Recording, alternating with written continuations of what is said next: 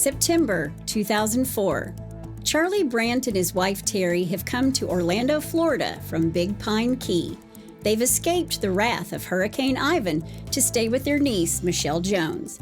Before they can find their way back home, Charlie will brutally murder both his wife and his niece before taking his own life. The story that unraveled after was that of not only a disturbed man, but a serial killer who was meticulous in removing the hearts of his victims.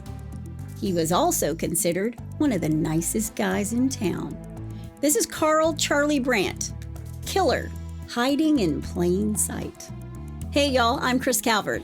And I'm her husband, Rob Potterworth. Welcome to Hitched to Homicide. For better or worse. Till death do us part.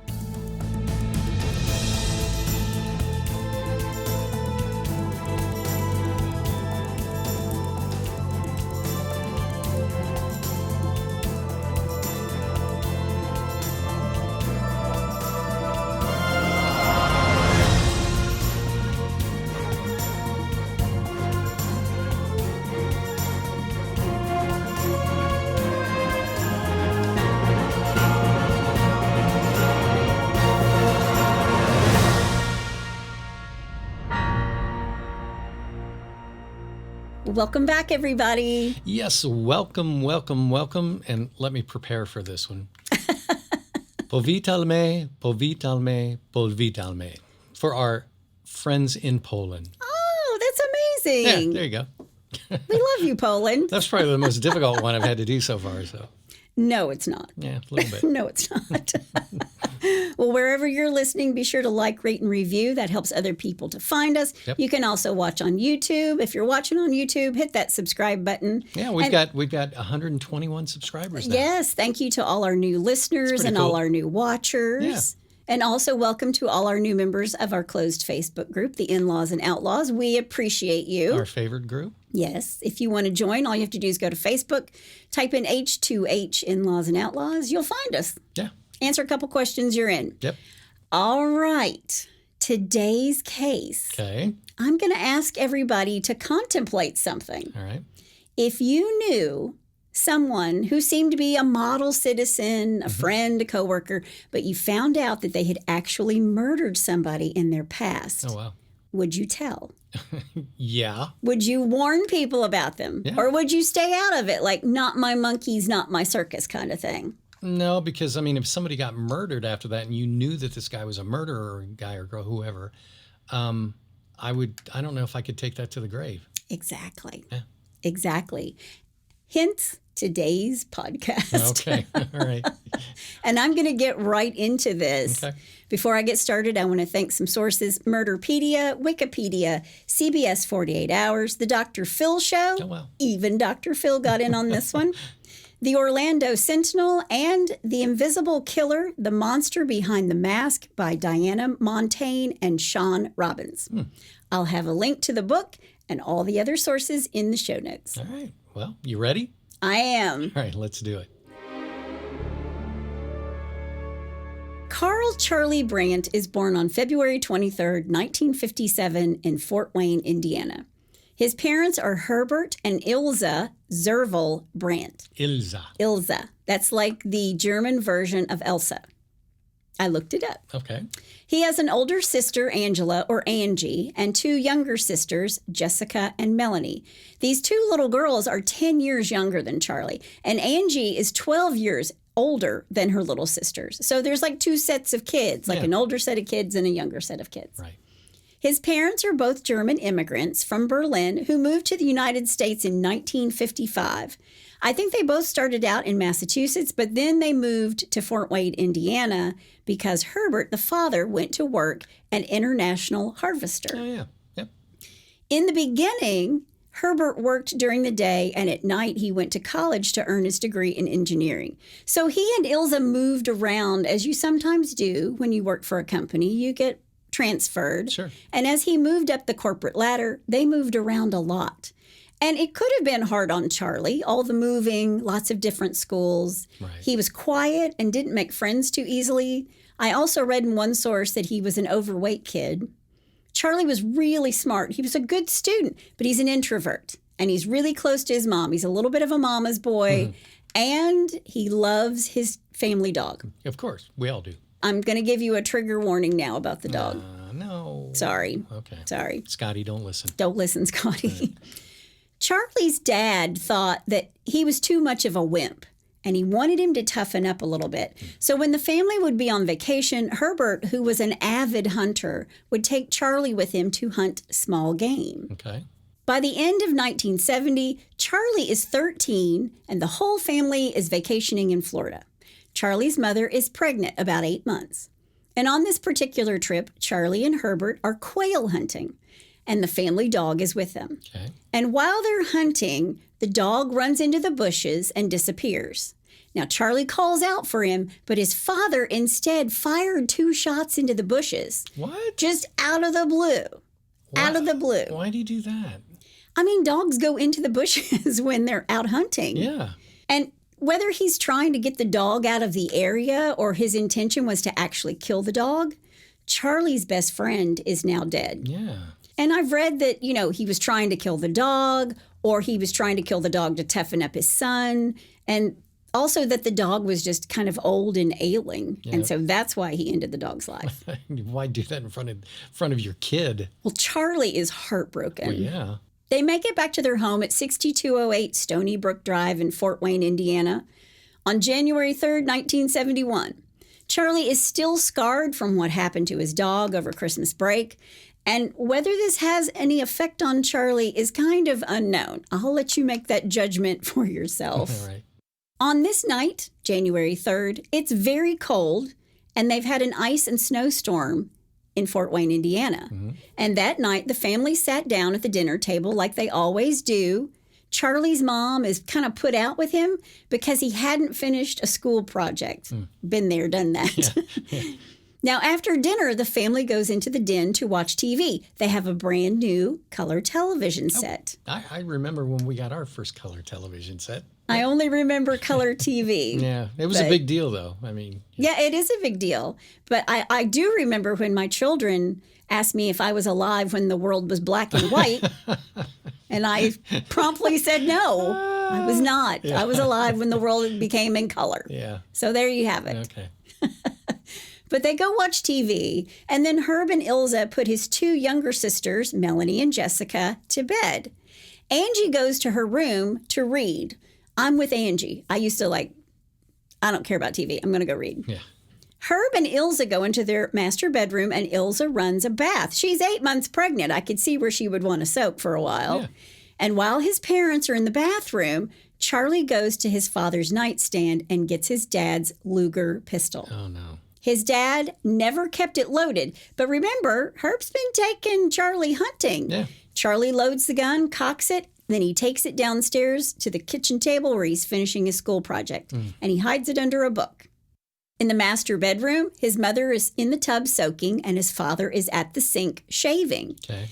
When Charlie's finished with his homework, he takes the gun and climbs the stairs calmly to his parents' room. He walks to the bathroom door, and neither Herbert or Ilza even notice that their son is standing in the doorway of the bathroom. And while his parents are talking away to each other, Charlie raises the gun and shoots his father 3 times in the back. Wow. And Herb yells for Charlie to stop. Quote, "Charlie, don't," end quote.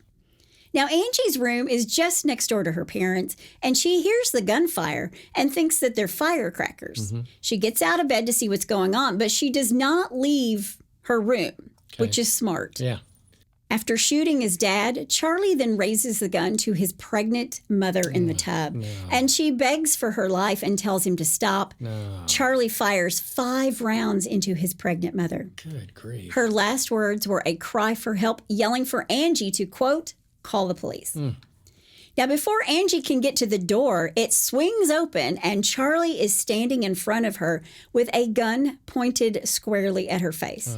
He pulls the trigger, but the gun doesn't fire. Oh, really? Now, I've read that the gun jammed. I've also read that it was out of ammunition. I don't know if that's the case or not because I did look it up, and the magazine for a Luger will hold 10 or 12 bullets, and he only emptied 8 rounds into his parents. Yeah. So maybe it wasn't full. Right. We don't know how many bullets were actually in the magazine. Right. Yeah. Okay. Regardless, the gun doesn't go off. Sure.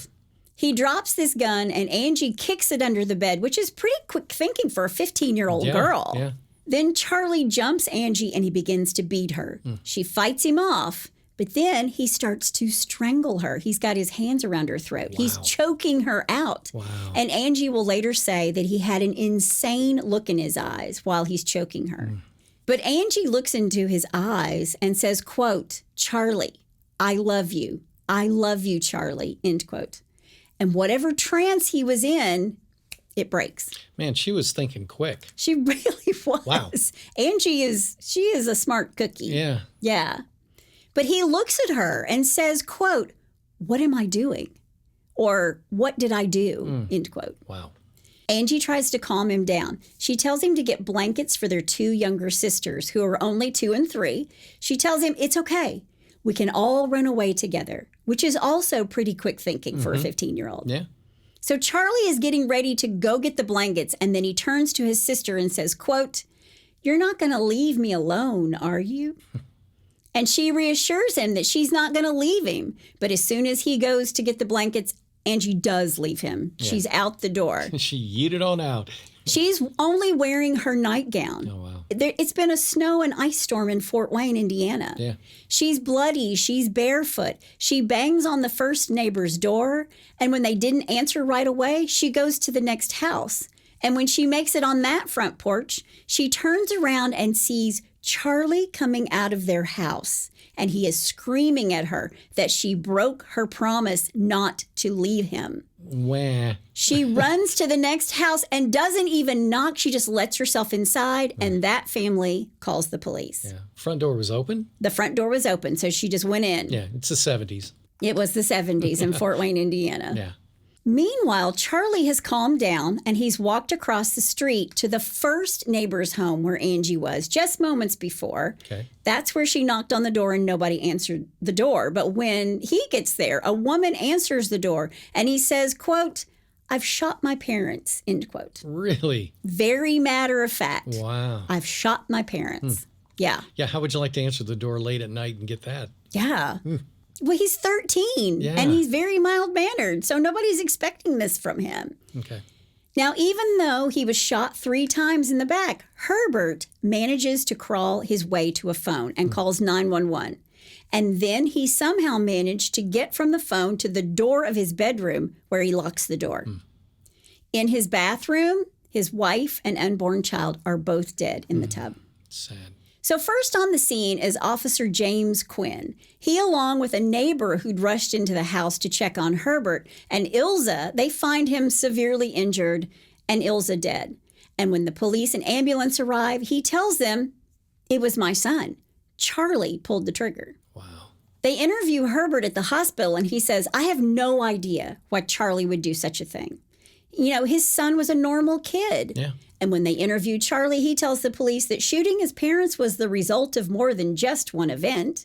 Quote, "Everything sort of snapped in my mind," end quote. Yeah, he truly had a break from reality there. Yeah. Wow. He tells the officers about how his father had killed his beloved dog over the Christmas break. And although that had to be traumatizing, it wasn't enough. It wasn't enough merit for him to kill his mother and wound his father and strangle his sister. Yeah. But nobody knows why this normal, meek, mild-mannered, quiet kid had murdered at all. When they asked him why he got the gun from his father's nightstand, he said, quote, "I can't really remember. I sort of felt weird. Maybe it was something I saw on TV. I saw Chamber of Horrors. This guy sort of liked chopping people," end quote. Wow. Now, I don't know what Chamber of Horrors was, but in 1971, I wasn't watching black and white TV or even color TV, really. So, Yeah. Well, you had Dark Shadows and Chamber of Horrors. Exactly. That must have been what it was, something like that. Yeah. But the police didn't think he was so normal. A few days after the shooting, the police drive Charlie to the hospital so he can see his father. And on the way there, Charlie asks the police officers for permission to cry. Really? Is it okay if I cry? Wow. Yeah. So what does that say to you? I mean, his dad's trying to toughen him up, and he has to ask if it's okay if he cries. Yeah, you're not allowed to show emotion. Yeah. He apologizes to his dad, and Herbert accepts his apology. Herbert apologizes to Charlie for killing the family dog, and he also tells Charlie that no matter where he went from there, he would visit him. And he does. Okay. Charlie attended the funeral of his mother and unborn sibling. He was surrounded by police officers, and he's in handcuffs and chains. Jeez, boy. He's a 13-year-old kid. Well, I was wondering how we got to go to the funeral. Yeah, he's escorted there with police officers. Okay. All right. All chained up, and he shows no emotion at the funeral of his mother. All chained up and nowhere to go. Yeah, and just no feeling whatsoever. Wow. Now, while he's in custody, 3 different psychiatrists perform evaluations on Charlie. These guys are stumped. He showed no evidence of mental illness. Nothing. Nada. And I saw an interview with one of the doctors who said years later that there was something wrong with Charlie, but it wasn't anything they could diagnose at the time. They just didn't have enough information at that time. Yeah. And remember, it's 1971. Yeah. I mean, they were putting people with Down syndrome into asylums. It wasn't until the 80s that these people aren't institutionalized. So, you know, we've come a long way with lots of medical specialties. Sure. Psychiatry is one of those that we've really come a long way with. Sure. But when Herbert is released from the hospital, he visits Charlie in jail every single day leading up to his trial. Okay. But Charlie at 13 is too young under Indiana law to be tried for the murder of his mother. He tells police that he didn't want to shoot his parents. He loved them very much, but said that he was sort of programmed to do it. Quote, I didn't really want to. I hesitated, but the next thing I knew, I'd shot them. It was like I was forced to do it. I couldn't really control myself, end quote. Wow. Now, authorities thought that he was really angry at his dad, and he's distraught over the dog, and all of that led to his reacting and shooting his parents. Right. But still, a grand jury decided that he was a threat to himself and others. So Charlie is sent to Central State Hospital in Indianapolis, and while he's there, he is a perfect model patient. No behavioral problems, no problems at all. Even Nurse Ratched liked him. I want an answer to my question. Even Nurse Ratched liked him.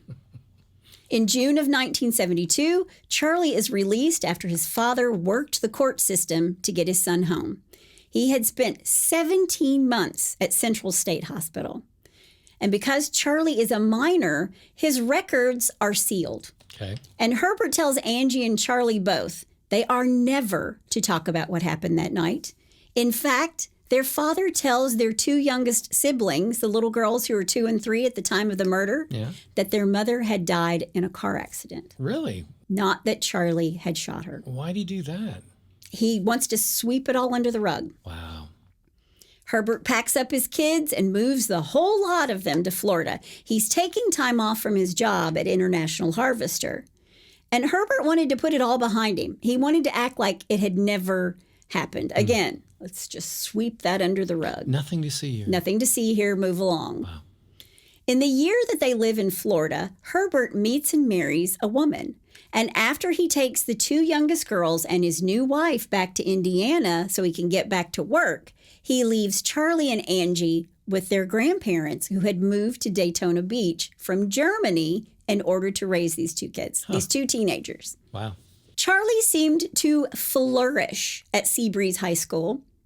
He was outgoing, social. People liked him. He was a really good student. He had lots of friends. And his sister, while at the same high school, she meets her high school sweetheart and future husband. His name is Jim Graves. Okay. And even though the family never spoke of what happened that night on January 3rd, 1971, Angie was still scarred by it all. She was once a straight-A student, and after the murder of her mother, her grades had fallen. And when she falls in love with Jim Graves, she confesses to him that she's sad and that Charlie had in fact murdered their mother. Wow. And had tried to murder her and her father. But she asks Jim to keep her family secret. And Jim didn't think much about it. I mean, he's a kid too. Sure. And the incident happened 5 years before. And when you're a kid, 5 years is forever. And when you're an adult, you blink and 5 years has gone past. 5 years are over. Remember, summer vacations seemed like they went on forever when you were in grade school. Absolutely. Yeah. September 20th, 1978, 7 years after Charlie murdered his mother, Carol Sullivan, a 12-year-old girl, is abducted from a rural bus stop in Austin, Volusia County. 2 weeks later, her skull is found in a rusty paint can in a remote spot in Deltona, Florida. Wow. Authorities think that she was murdered and then decapitated. When this murder takes place, Charlie is living in Volusia County. Okay. Remember that. Okay. After Charlie graduates high school, he enrolls at Daytona Beach Community College, where he gets an associate science degree. Also during this time, he's working in nearby Flagler County. Okay. Remember that. Okay. Noted. Noted. After he graduates in 1984, Charlie takes a job in the Bahamas. Oh, wow. Nice. His job was to intercept drugs before they're smuggled into the United States. Oh. Now, I got to stop for a second, because something you need to know about Rob is that this man is obsessed with this show where they are smuggling stuff into different countries. Yeah, it's called To Catch a Smuggler. To Catch a Smuggler. If the number of episodes that are saved in the system, immeasurable. Yeah, I love that show. Yeah, he loves it. But that's what Charlie's doing. It was kind of a time of isolation for him. And while he's alone a lot, he goes fishing a lot in the Bahamas, which would be nice. Yeah. I mean, he's out of Daytona Beach and in the Bahamas. Yeah. I wouldn't mind that gig. I'd take it. But one day while he's fishing, he catches on the end of his hook not a fish, but a duffel bag. Uh-oh. And inside was hundreds of thousands of dollars of Mr. Smuggler. Cocaine. Cocaine. Cocaine. In bricks, I'm sure. Yes. Yeah. Does Charlie turn it in? Let me think about that. No. No way. Yeah. He takes it home. He stashes it. And over the next few months, he sells it off and rat holes away all the money. Yeah, if it was a duffel bag, I'm sure there was at least $200,000 or $300,000 worth of cocaine in there. $250,000 worth Ta-da. of coke. Ta-da! Yeah. What I found out about this, about cocaine and all this stuff, is depends on where you sell it in the United States or even Australia or Europe or whatever, is the value of that cocaine. Like, for example, if you sell it in Miami, it's not worth as much as if you sold it in Minneapolis. And if you sell it in Australia, then you're really going to make a fortune. Ladies and gentlemen, my husband has never taken a drug, and the fact that he knows all of this stuff is a little mind-boggling. Well, it's just telling you. It's that other side that fascinates me so much. I'm telling you. When he had sold off all of this coke, which apparently Rob knows, he probably should have asked Charlie. I mean, or Charlie should have asked Rob, where should I take this to? But when all the coke is gone, he quits his job in the Bahamas and moves back to Florida with all his drug money in tow. And he buys a beautiful home in Astor, Florida, and then he takes a job with Ford Aerospace as a radar technician. Yeah. Well, I mean, and if he made, what, $250,000 at that time. Yeah, it's mid-'80s. Yeah, he could buy a nice home. He bought a really nice house. You got it.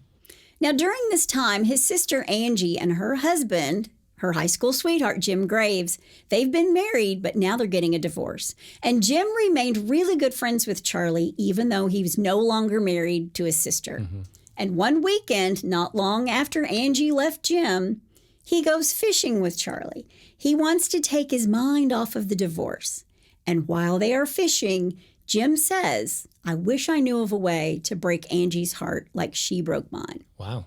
And he tells Charlie he'd really like to take revenge on Angie.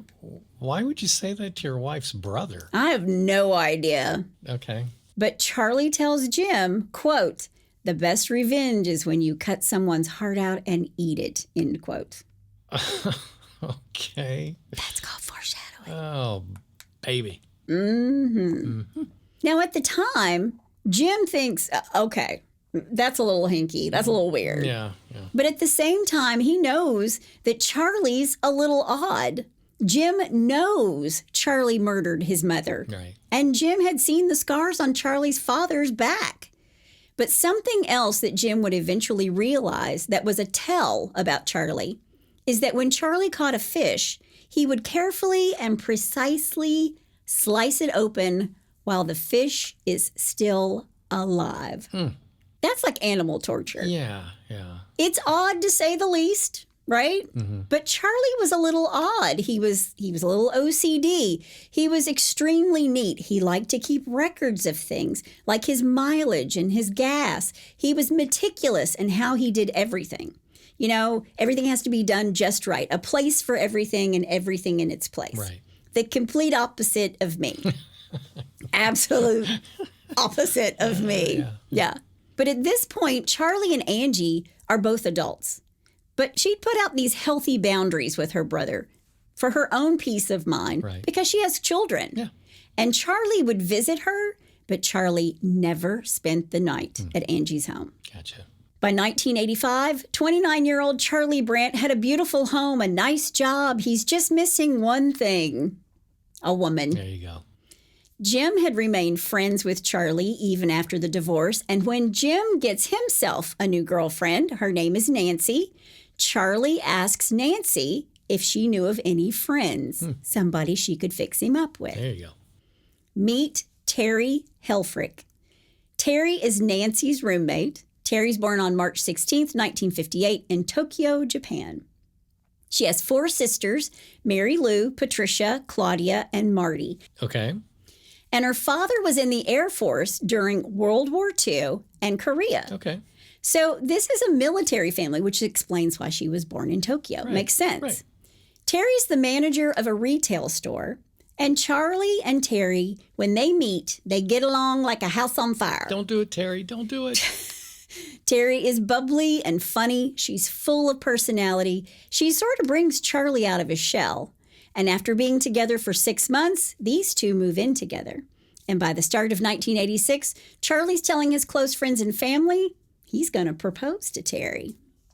It's at this point that Jim and Angie, who are no longer together, tell Charlie, you need to tell Teri what happened on January 3rd, 1971. Yeah, exactly. In fact, Jim tells Charlie, if you don't tell her, I will.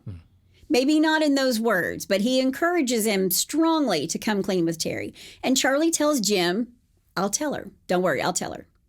August 29th, 1986, Charlie and Teri are married in a very small ceremony where neither of their families are invited. Really? Yeah. I can understand his, but why hers? I think because he didn't invite his, she didn't invite hers. They just kept it small. Gotcha. But after they say I do, they move 400 miles to Big Pine Key, and they built a house on the waterfront.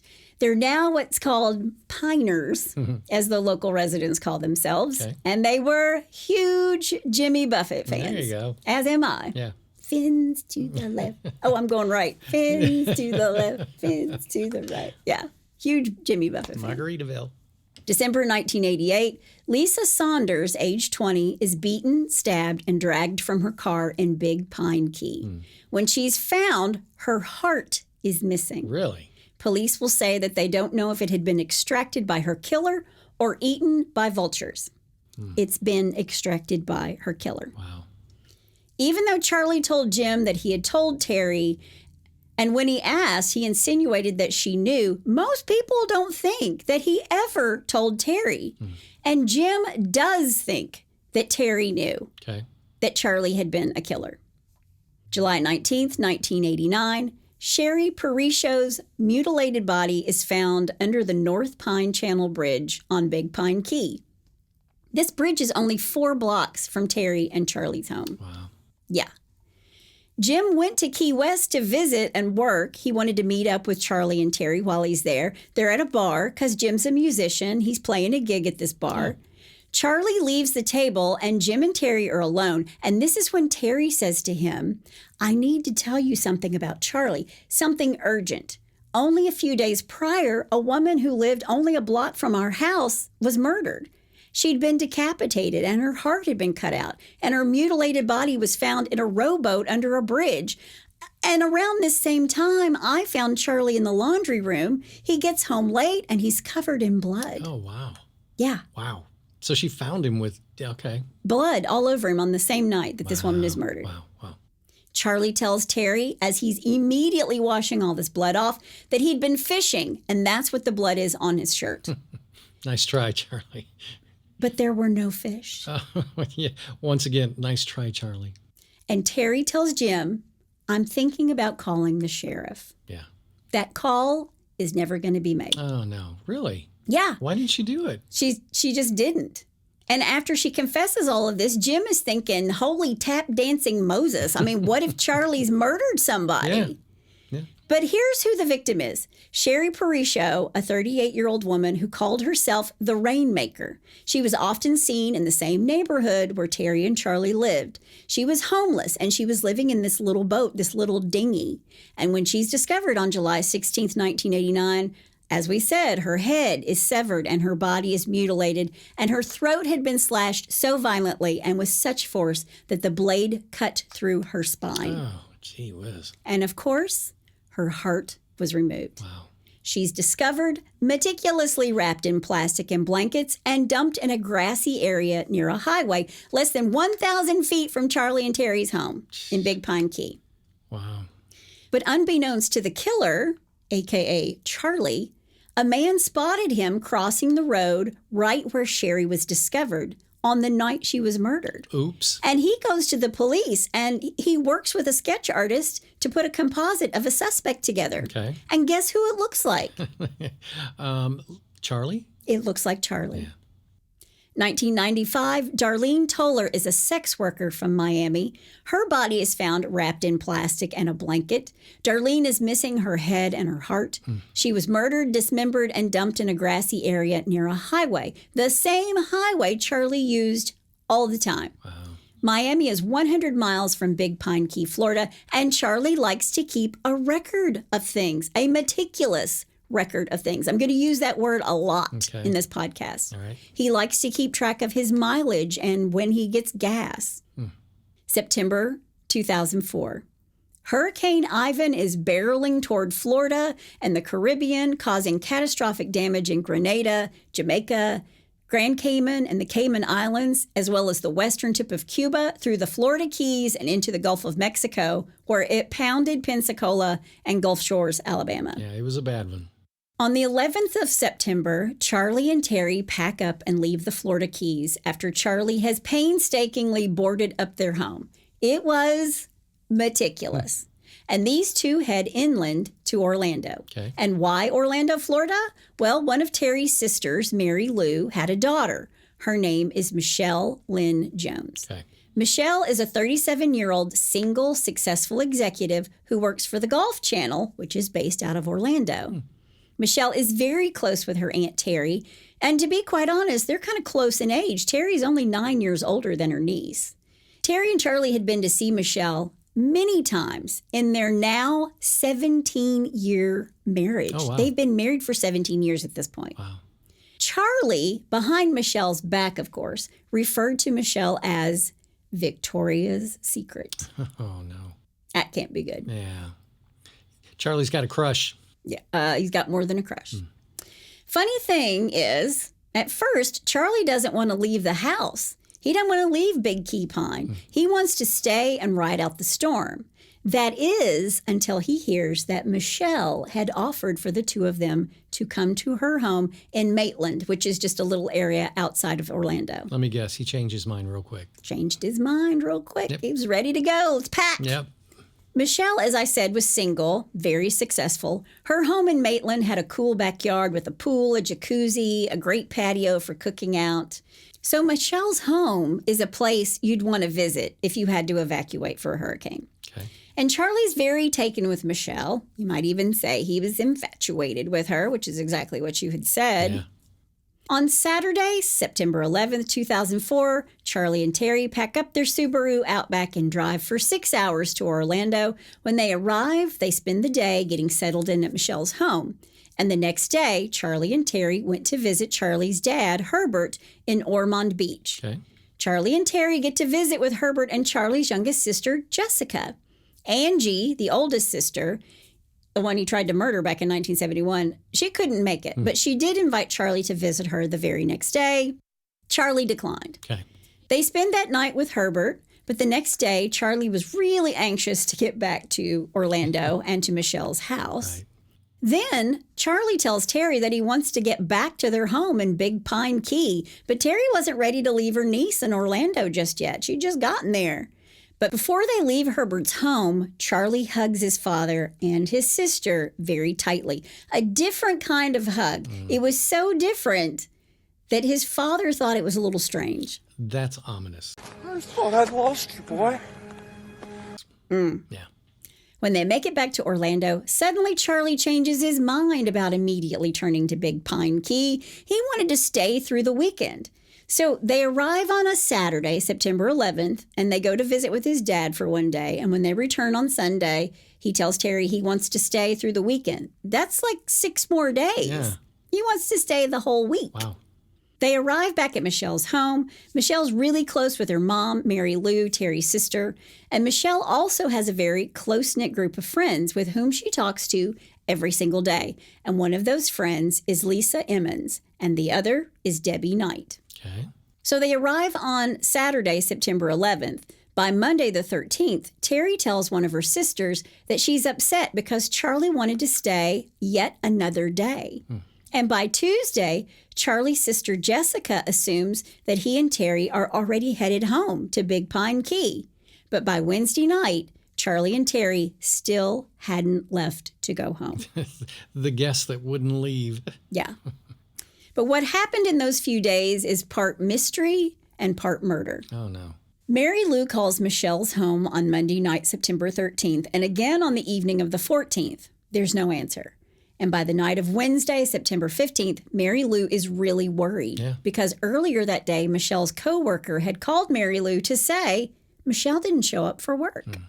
So Mary Lou calls Debbie Knight, one of her daughter's best friends. And Debbie has a key to Michelle's home.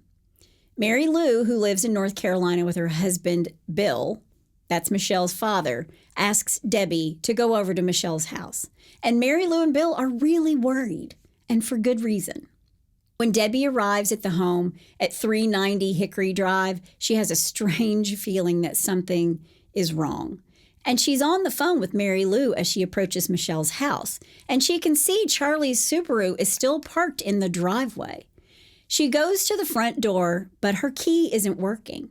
And on the front porch, she sees that the mail is hanging out of the box, and there are several newspapers on the porch. Not a good sign. She looks through the windows in the front of the house, but the home is dark and she can't see anything. So Debbie walks to the rear of the home, and Mary Lou stays on the phone with her. But then Debbie gets a little bit spooked. She's a little bit panicked. So she goes back to the street where she sees one of Michelle's neighbors who's walking out of his garage. And Debbie tells him, look, I'm worried. She's not coming to the door. Will you come? My key's not working. Will you come with me to investigate this? Yeah. And he says yes. And he brings with him a flashlight and a firearm. Smart man. Yeah. Yeah. She asks him to break the front window, but instead he goes, okay, wait, before we break a window, let's go around to the back. Let's go around and look in the garage. Yeah. And that's exactly what they do. Okay. They go to the garage door and they notice that the light is on. The garage door has those glass panes at the top of it, and you can see inside. But what Debbie and the neighbors see is Charlie. He's hanging from a rafter in the center of the garage between a blue Mazda Miata and a black Acura sedan. Wow. I didn't see that coming. A yellow sheet is around his neck and a ladder is at his feet. Wow. Charlie has committed suicide. Wow. Yeah. He's wearing a white polo shirt and blue shorts. Wow. At 7:43 p.m. Wednesday night, these two call 911, and Debbie calls her other best friend, Lisa. Now, first on the scene is lead investigator Rob Himmert, and inside the garage, he sees Charlie. He's obviously been hanging there for a bit in the sweltering Florida heat. Ugh. That cannot be good. Yeah. Detective Himmert calls for backup, and a couple of other officers join him going into Michelle's home. Okay. And as soon as they walk into the house, they knew it was bad because the house smelled like, quote, death. In the front hallway were the bags of Charlie and Teri and a cooler. And the police looked at it and they're like, okay, they're planning on leaving. They're going to leave Orlando. They're going to go back to Big Pine Key because the hurricane's over. There's really no reason for them to be there. Yeah. In the kitchen, it showed the remnants of dinner, fish, some wine glasses. Some of the kitchen knives were missing from the knife block. On the couch in the living room is Charlie's wife, Teri. Yeah. She's slumped over and covered in blood. Teri had been stabbed 7 times in the chest. Oh, my gosh. There were no defensive wounds. She didn't put up a fight. The police walked farther into the home and into the master bedroom, and inside on the bed is the dead body of 37-year-old Michelle Jones. No. She had 1 stab wound to the chest, but there was more. Charlie had decapitated Michelle and placed her severed head next to her body, even brushing her hair out of her face. Wow. He had severed an arm and both of her breasts and was trying to remove her left leg. Charlie also cut out of her body Michelle's heart. The heart. Yeah. Across the floor of the room, there were little pieces of her underwear, bras and panties, just sort of strewn across the floor. They were Victoria's Secret. Oh, wow. The knives, Michelle's kitchen knives, were also lying next to her body. And Charlie's bloody clothes were there as well, folded up. Wow. Now, after stabbing Michelle only once in the chest, Charlie took her blood-soaked clothes and carefully placed them in the bathroom sink before he decapitated her and then took her heart from her chest. It was surgical. He clearly had practice at this. Wow. Even the seasoned police officers ran from the house to the front yard because they needed to throw up. It was that horrible. I'm sure. But police know after looking at Michelle's body, this is a man who was killed before. This is a man who is skilled at murder. The taking of the heart, the decapitation of the head, it was precise. It was meticulous. It was almost as if he'd placed her head in a position for her to watch what he was doing to her. Wow. Yeah. Ugh. Wow, this guy's a monster. Yeah. So we removed an arm, both breasts. He's in the process of removing her left leg. Then he raped her dead body and took out her heart. Wow. And there were some reports that Michelle had been disemboweled as well. Charlie then showers and dresses in his white, polo shirt and his blue shorts before walking into the garage to kill himself.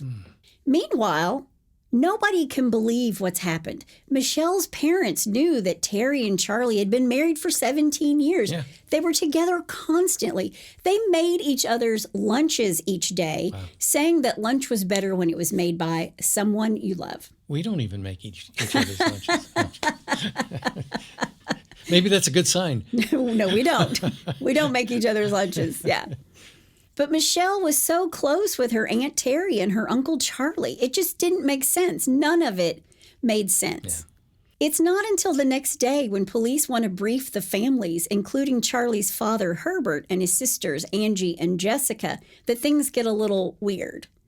Angie drove them all to the police station, and when they arrive, Herbert and Jessica both go in. But Angie couldn't. She couldn't go in. She couldn't get out of the car. Really? So instead, she calls. She calls Detective Himmert, and she says, I need to tell you something. And she confesses to the detective all of the things that her sister Jessica didn't know and all of the things that her father Herbert wouldn't say. Really? She tells him that in 1971, Charlie had murdered their mother, shot their father 3 times, and tried to shoot and kill her as well. Wow. Now, because Herbert and Angie can't really shed much light on the situation in Orlando, the officers head 400 miles south to the Brandt's home on Big Pine Key. Okay. And when they arrive, they can see the painstaking effort that Charlie had used to board up his home from the hurricane. Okay. It was precise. It was meticulous. And they were really impressed by it. I mean, I saw an interview and the police officer was like, it was impressive. Wow. Because he had everything cut and sized perfectly. Even the circles around the doorknobs were perfect. Oh, wow. And once they get inside this house, the first thing the authorities notice is a stack of Victoria's Secret catalogs with Charlie's name above the Really? address, not Teri's. Oh, wow. Now, I get it. When you're a man, if you go in and you buy something, or you buy something out of a catalog and you put your name on it, you're going to get a catalog. Right. Sometimes Rob and I get the exact same catalog here at the house. But it's sharper Yeah. image, so. It's not Victoria's Secret. No. But when police go into Charlie and Teri's bedroom, they find on the back of the door a poster of the female body. Really? An anatomical, musculoskeletal diagram of the female form. Whoa. Inside the house, police also find anatomy and medical books. And neither Charlie or Teri had ever worked in the medical field. Wow. Then inside one of the medical books, they find a newspaper article that was describing Pete Maravich's heart. Pistol Pete? Right, Pistol Pete. He died of an enlarged and weakened heart. And Pete had a heart defect that nobody knew about until they autopsied him after he had died. He had no left coronary artery. Oh, He'd been born with a congenital heart I defect. didn't know that. Yeah. But this newspaper article was explaining his heart, and there was a diagram of it. And that is what Charlie had clipped out and saved. Wow. That's ominous, too. When they start looking on Charlie's computer, they find that he was into some weird stuff. You think? Yeah, really? That shouldn't have been a shock, Yeah, right? yeah. He had internet searches for dead women autopsies, disembowelment, and dark fantasies. Wow. But when they interviewed Charlie's friends and neighbors, no one had an unkind word to say about him. And no one thought there was marital trouble between Teri and Charlie at all. He's the best guy ever. If you want to go fishing, you want to go with Charlie. Isn't that the way it always is, though, with these guys? It's crazy. You're my best friend! You're my best Yeah. Now, Teri kept a diary, a day planner, and she would not only write down like her appointments, like the dentist, but also small things like went to dinner with Charlie, nice day. But she had written on some days, Charlie a little depressed, started to talk things out, talkative time, a bit emotional, Charlie very emotional, Charlie had a rough day, and weird talk tonight, not a good night. Which makes me wonder, what the hell did they talk about? Yeah. Like to be a fly on the wall with Yeah. that one, yeah. Wow. But more was brewing in Big Pine Key than just Ivan before they left. Charlie, who was employed by Lockheed Martin, was about to undergo a change of management. And with that, there was going to be a background check done on every single employee. Wow. So even though his records are sealed as a minor, maybe he was afraid of what they might find. Right. Yeah. Was it weighing on his mind? Who could say? Right. But it was also discovered that Teri wanted to move to the mainland of Florida. She wanted to get out of the Keys, and Charlie wanted to stay in the Keys. And when they interviewed one of Teri's friends who just happened to be going through a divorce, she tells police that Teri had confided in her that she too was considering divorcing Charlie. Really? Oh, wow. Absolutely. Wow. But everybody's shocked. Everybody but Charlie's sister, Angie, because she'd lived her whole life in fear of her brother. And when the police asked Angie if she believed that Teri knew of Charlie's violent past, she said that she did think she knew because Charlie had promised to tell her. And in fact, he had insinuated that he had told her to his buddy and best man at his wedding, Jim Graves, who is Angie's ex-husband. Right. Now, Teri and Michelle's family is not so sure that that's true. They think that if either of them had told Teri what Charlie had done in 1971, Teri would have never married him. And they knew she didn't know because according to her older sister, Mary Lou, Teri couldn't keep a secret, especially from her sisters. So, you know, it's like telephone, telegraph, Tell a Teri, Teri. yeah. Now, aside from that, police know Michelle's body was dissected so meticulously. There was no way this was a first-time murder for Charlie. And now they believe Charlie Brandt was a serial killer. Oh, wow. So police, with the meticulous records that are kept by Charlie dealing with his filling up his car with gas and how many miles he traveled every damn day, he went out of town. I mean, he kept a record of everything he did. The police began to piece together the dates and places where there were unsolved murders similar to that of Michelle with Charlie's travel Oh, log. really? He's leaving them information. Wow. A roadmap. A roadmap. Wow. And so we go back to September 20th, 1978. Charlie's in high school when Carol Lynn Sullivan disappeared from the bus stop. Her head's found in a rusty paint can, but her body is never going to be recovered. And Charlie was in that same area working in a nearby county. Then there's the murder in Big Pine Key, July 19th, 1989. Charlie's married to Teri when Sherry Parishio's mutilated body is found under the North Pine Channel Bridge, a bridge that's just 4 blocks from their home. Wow. And Sherry's head had been nearly severed and her heart was taken. Wow. Day after Thanksgiving 1995, Darlene Toller, she's a 35-year-old sex worker who'd been murdered and stuffed into a plastic bag and then wrapped in a blanket. Her heart had been cut out as well, and Charlie's gas and mileage record for that day was 100 miles, the exact distance between Big Pine Key and Miami, where Darlene lived in Little Havana. Coincidence? Yeah. I think not. Wow. And don't forget the police composite that looked like Charlie. There was the guy who saw a man running away from the scene of Sherry's murder. Yeah. And also don't forget Teri telling Jim Graves when he's in town that she's thinking of calling the sheriff because Charlie was covered in blood on the same night that the woman was murdered. Yeah. So when the police start investigating Sherry's murder all over again, Jim Graves tells the police everything he knows, including the fact that he confronted Charlie about the murder, and Charlie told him, "I had nothing to do with it." Lies, lies. Deny. All lies, all lies. Yeah. So police start going through every unsolved murder case in Florida for the last 33 years. Wow. And other states and even other countries do the same because Charlie traveled a lot. And the FBI database had at least 26 murders with similar characteristics of Charlie's murders. Wow. And some people think it could be upwards of 30 women who have been victims of Charlie Brandt. Gee whiz.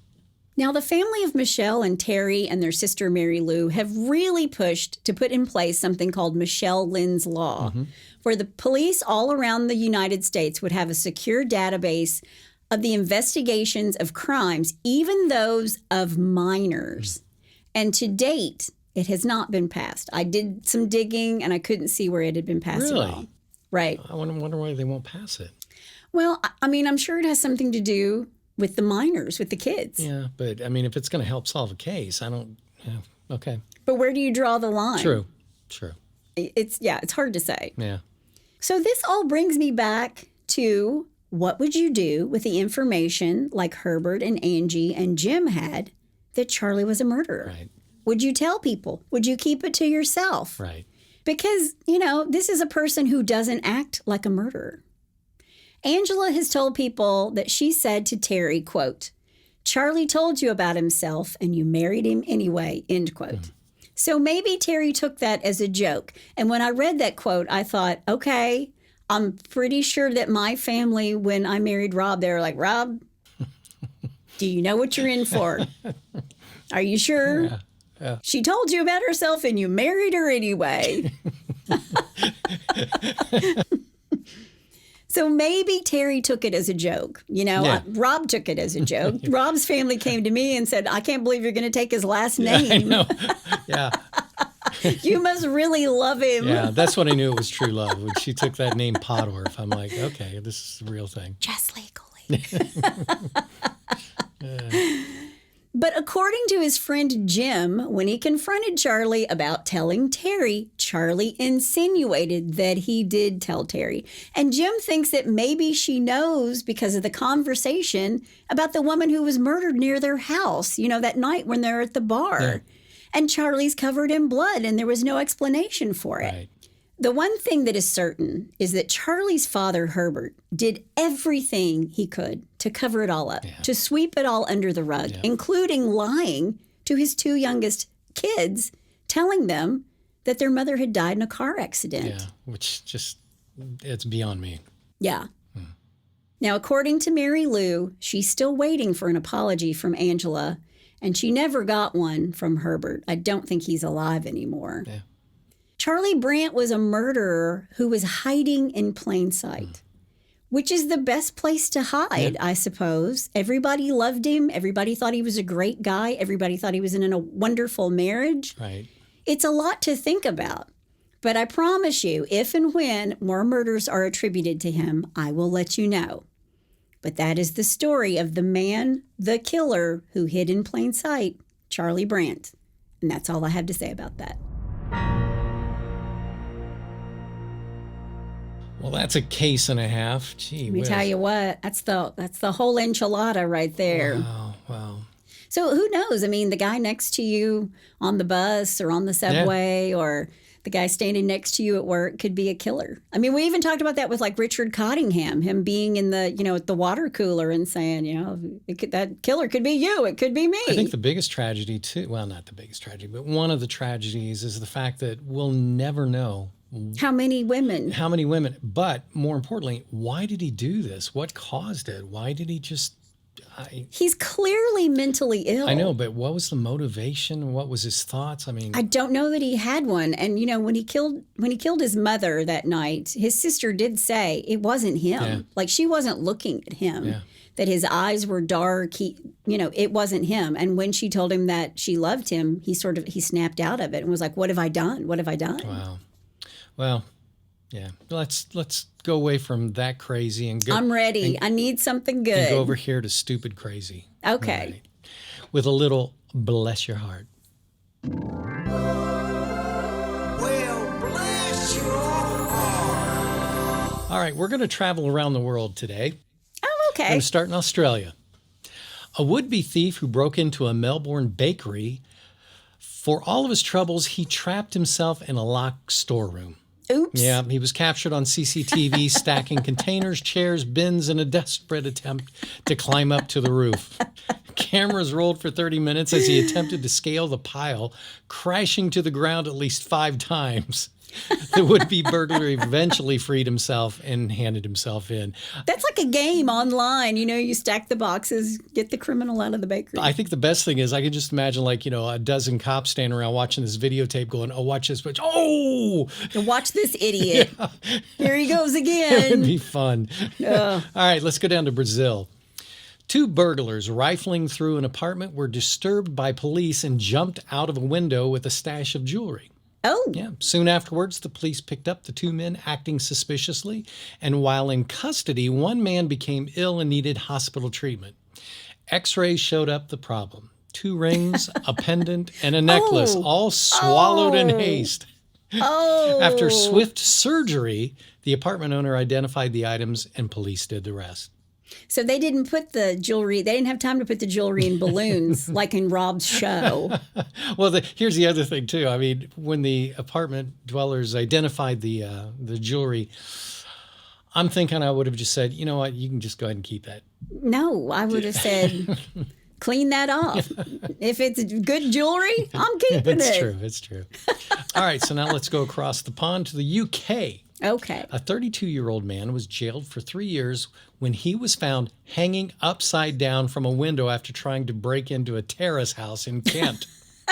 Having been caught hanging literally upside down from the window of the house he was attempting to break into, he was left with little choice but to admit his crime and take his punishment on the chin, police said.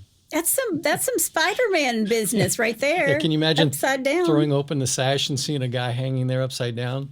Hey, dude, Hey, sorry. can you help me, please? I was being bad, but I need some help here. All right, now let's go that way across Europe to Croatia. Modern technology foiled this felon when he and a mate were found with 103 grams of marijuana in their car. Okay.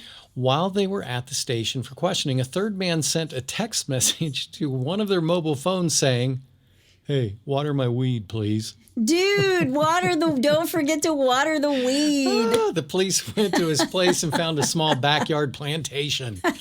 The driver was convicted of possession and the intent to deal in drugs. His 2 friends were left off due to a lack of evidence. Don't forget to water the weed, man. Exactly. And last but not least, let's bring it back here to the good old US of A. Oh, this will be a good one. Obviously, the idea to rob a bank crossed this Illinois resident's mind, but he failed to logically think it through. The 40-year-old man walked into a bank, handed a cashier a threatening note that read, "Be quick, be quiet. Give me your cash or I'll shoot." The bank teller obliged and handed him $400, but the thief had overlooked the fact that his message was scribbled on a piece of his pay slip. Oh my gosh. Yeah, detectives found the other half of the pay slip outside of the bank, Mental giants, man. Mental giants. complete with the bank robber's name and home address, Social security number, next of kin. underwear size, the whole nine. Where he works. Yeah. So there's Good Lord. there's your stupid criminal. Bless your hearts for the week around the world. Bless their hearts. Yes. Well, if you have a bless your heart or you know somebody's heart who needs a blessing, Yep. go to hitchedtohomicide.com. There's a pull-down menu. Yep. While you're there, you can also suggest a case. Yeah, bring it on. That's all we have today. That's my amazing husband out there. And that's my beautiful bride in the booth. Join us next time on Hitched to Homicide. Bye, y'all.